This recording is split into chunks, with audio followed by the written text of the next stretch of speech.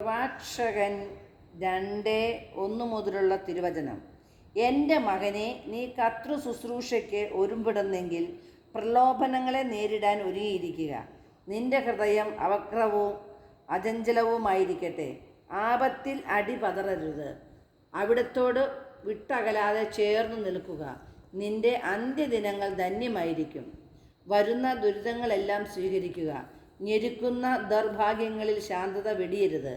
എന്തെന്നാൽ സ്വർണം അഗ്നിയിൽ ശുദ്ധി ചെയ്യപ്പെടുന്നു. സഹനത്തിൻ്റെ തീച്ചൂളയിൽ കർത്താവിന് സ്വീകാര്യനായ മനുഷ്യരും. കർത്താവിൽ ആശ്രയിക്കുക, അവിടുന്ന് നിന്നെ സഹായിക്കും. നേരായ മാർഗത്തിൽ ചരിക്കുക, കർത്താവിൽ പ്രത്യാശ അർപ്പിക്കുക. കർത്താവിൻ്റെ ഭക്തരെ, അവിടുത്തെ കരുണയ്ക്ക് വേണ്ടി കാത്തിരിക്കുവിൻ. വീഴാതിരിക്കാൻ വഴി തെറ്റരുത്. കർത്താവിൻ്റെ ഭക്തരെ, അവിടുത്തെ ആശ്രയിക്കുവിൻ. പ്രതിഫലം ലഭിക്കാതിരിക്കുകയില്ല. കർത്താവിൻ്റെ ഭക്തരെ, ഐശ്വര്യവും നിത്യാനന്ദവും അനുഗ്രഹവും പ്രതീക്ഷിക്കുവിൻ.